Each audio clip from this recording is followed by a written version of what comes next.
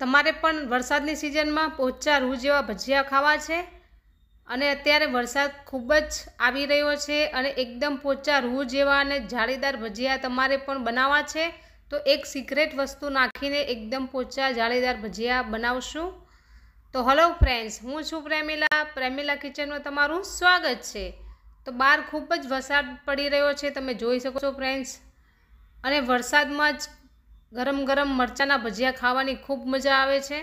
તો અહીંયા મેં 4 નંગ જેટલા મોળા મરચાં લીધા છે અને મીડિયમ તીખા મરચાં પણ આપણે લીધા છે। તેના આપણે રીંગ ભજીયા બનાવવાના છે, પણ એકદમ પોચા અને જાળીદાર બનાવશું। એક સિક્રેટ વસ્તુ નાખીને જ આપણે બનાવશું। તો આ રીતે આપણે મરચાંને સાફ કરીને રીંગ કટિંગ કરી લેવાના છે।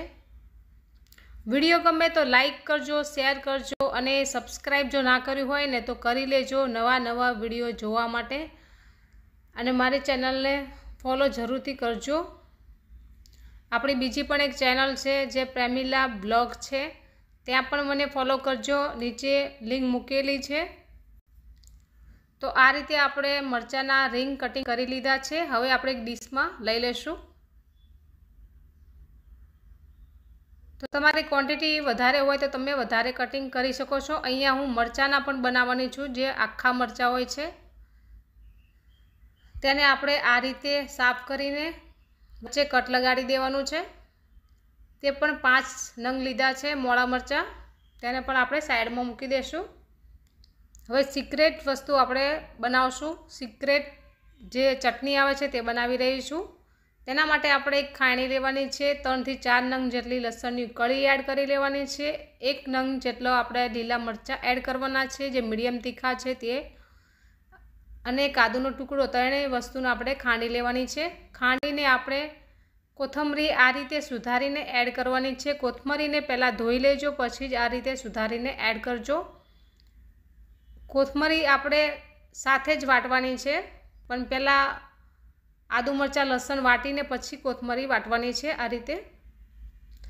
આ રીતે જો તમે નાખશો ને તો બહુ જ સરસ એવો ટેસ્ટ આવશે ભજીયાનો, અને ખાવાની એટલી મજા આવશે ને કે તમે વારંવાર બનાવશો। તો આ ચટણી આપણી તૈયાર છે ભજીયામાં એડ કરવાની, તો આને સાઈડમાં મૂકી દઈશું। હવે આપણે એક બાઉલ લઈશું, તેમાં આપણે બેસન એડ કરીશું, ચણાનો લોટ। ચણાનો લોટ પણ હું ઘરે જ દળીને તૈયાર કરું છું, હું ક્યારેય બહારથી નથી લાવતી। ઘરનો લોટ ખૂબ જ સારો હોય છે, તો તમે પણ બનાવજો। સ્વાદ અનુસાર નમક એડ કરી લેશું, 1 ટીસ્પૂન જેટલો આપણે અજમો એડ કરી લેશું, અડધી ચમચી ધાણા જીરું પાવડર એડ કરી લેશું, 1 ચૂટકીથી ઓછી આપણે હળદર એડ કરવાની છે। આપણે લાલ મરચુંનો બિલકુલ ઉપયોગ નથી કરવાનો। 1 નંગ જેટલું આપણે લીંબુનો રસ એડ કરવાનો છે। લીંબુનો રસ આ એ સિક્રેટ વસ્તુ છે, જે લીંબુનો રસ આપણે એડ કર્યો એનેથી જ આપણા જે ભજીયા છે એકદમ જાળીદાર અને પોચા રૂ જેવા બનશે। તો લીંબુ ચોક્કસથી કોઈ પણ ભજીયામાં તમારે ઉમેરવાનું છે, તો જ બધા ભજીયા તમારા પોચા અને એકદમ જાળીદાર બનશે। તો હવે આપણે થોડું પાણી એડ કરીને આપણે બેટર તૈયાર કરવાનું છે। એકદમ પતલું બેટર નથી કરવાનું, આપણે જે બટેકાને ચિપ્સના ભજીયા બનાવીએ ને એટલું જ આપણે બેટર તૈયાર કરવાનું છે। તો તમે જોઈ શકો છો ફ્રેન્ડ્સ કે આપણું બેટર છે તે સરસ એવું તૈયાર થઈ રહ્યું છે। તો બેટર આપણું તૈયાર થઈ ગયું છે। હવે જે આપણે ચટણી બનાવી હતી આદુ મરચાં લસણની, તે એડ કરી લેશું, તેને પણ સરસ એવી મિક્સ કરી લેશું।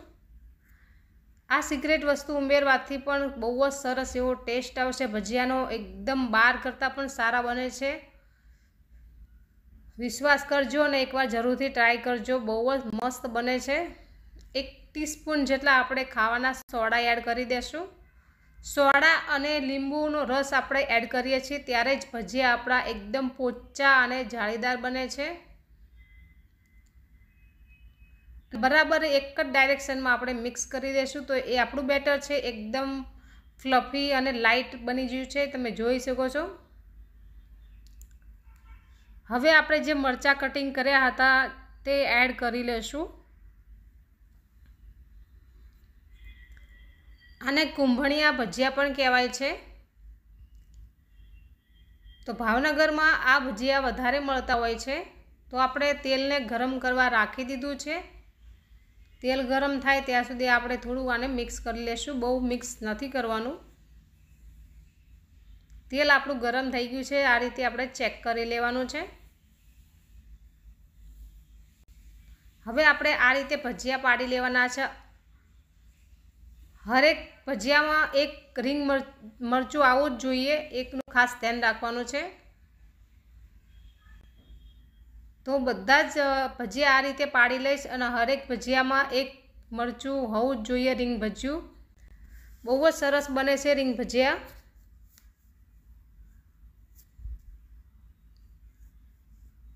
તો અંદર હલકો એવો તીખો ફ્લેવર આવશે ભજીયાની જોડે, તો બહુ જ સરસ એવો સ્વાદ લાગે છે। એકવાર તમે ટ્રાય કરી જોજો, બહુ જ મસ્ત એવા બને છે આ ભજીયા। વરસાદ ચાલુ હોય અને ગરમા ગરમ તીખા ભજીયા ખાવાની મજા જ કંઈક અલગ આવે છે। તો આ રીતે આપણે ભજીયાને તળી લેવાના છે, હલકા ગોલ્ડન થવા દેવાના છે, બહુ વધારે નથી થવા દેવાના।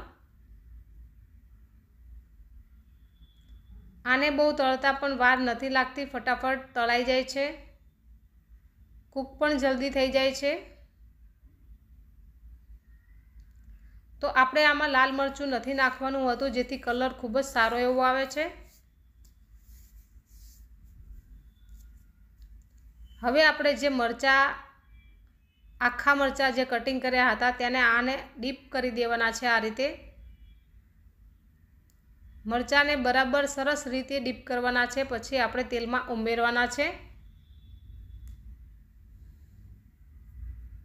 તો અહીંયા મેં 5 મરચાં લીધા હતા, 5 મરચાંને આપણે આ રીતે તેલમાં એડ કરી લેશું। આ પણ બહુ જ સરસ એવા ફ્લેવરમાં લાગે છે। જે આપણે બેટર બનાવ્યું છે તેમ જ આપણે આને ડીપ કરવાના હોય છે।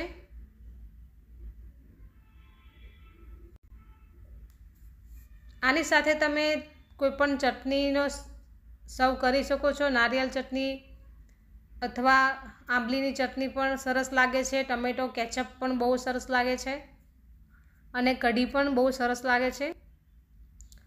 તો મરચાંના અને તીખા મરચાંના બંનેના ભજીયા આપણા તૈયાર છે અને તમે જાળીદાર કેટલા બન્યા છે તમે જોઈ શકો છો ફ્રેન્ડ્સ, બહુ જ મસ્ત એવા બન્યા છે। તો તમે 100% એકવાર ટ્રાય જરૂરથી કરજો, તમને બહુ જ પસંદ આવશે આ ભજીયાની રેસિપી। વિડીયો ગમ્યો હોય તો લાઈક કરજો, શેર કરજો અને સબસ્ક્રાઈબ ના કર્યું હોય તો કરી લેજો। Thank you for watching, bye bye.